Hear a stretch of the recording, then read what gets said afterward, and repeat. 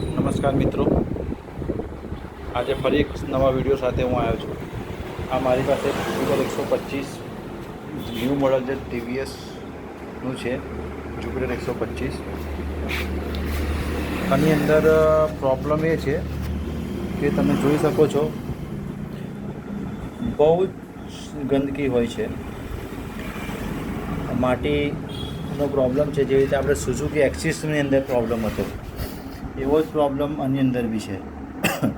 તો આમાં નવા 2-3 ફેરફાર મેં કર્યા છે. તમે જોઈ શકો છો કે આટલી બધી માટી કોઈ બી વ્હીકલની અંદર નથી હોતી. દાખલા તરીકે સ્કૂટરમાં એક્સિસ અને આ જુપિટરમાં જ હોય છે 125. હવે મોડિફિકેશનમાં એવું છે કે જો અહીંયા આગળ ડેકી અને ડેકીની વચ્ચે ઘણી બધી જગ્યા હોય છે, તો એની અંદર મેં આ એક ટ્યુબ બાંધી દીધી છે અને આવા નીચે સ્લોટ કરી દીધા છે, બરાબર છે, જેથી કંઈ જમ્પિંગ કરે તો બી આ આમ થાય કે બહુ નડે નહીં.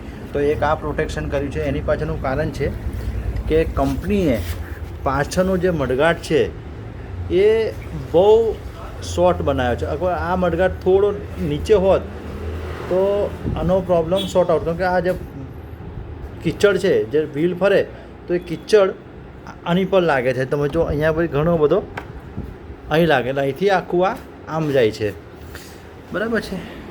એક ફેરફાર એ કર્યો છે.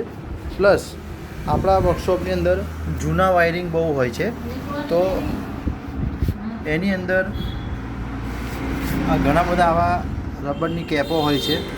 તો ખાલી આઈએજીનું જે સોકેટ છે 3 પિનવાળું એની અંદર જ આપે છે, બીજામાં નથી આવતા. તો હું એ આપણા વર્કશોપની અંદર જે વેસ્ટ રબર પડ્યા હોય એની અંદરથી આપણે આ રબરનો ઉપયોગ કર્યો છે સારામાં સારો. અને જે આઈએજીનું સોકેટ છે એને ડબલ રબર ચડાવી દીધું છે, જેથી કરીને એમાં બી બહુ કીચડ જાય નહીં.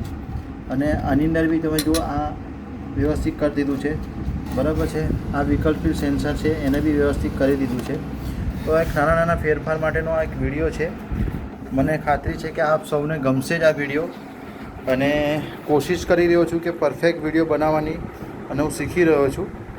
જો આ વિડીયોમાં કંઈ બી એવી ભૂલ લાગે તો આપ સૌ ચોક્કસ મને જણાવજો, તો જેથી કરીને આપણે સારામાં સારો વિડીયો આપણા ગ્રુપમાં મૂકી શકીએ એવી હું હૃદયથી આપને પ્રાર્થના કરું છું.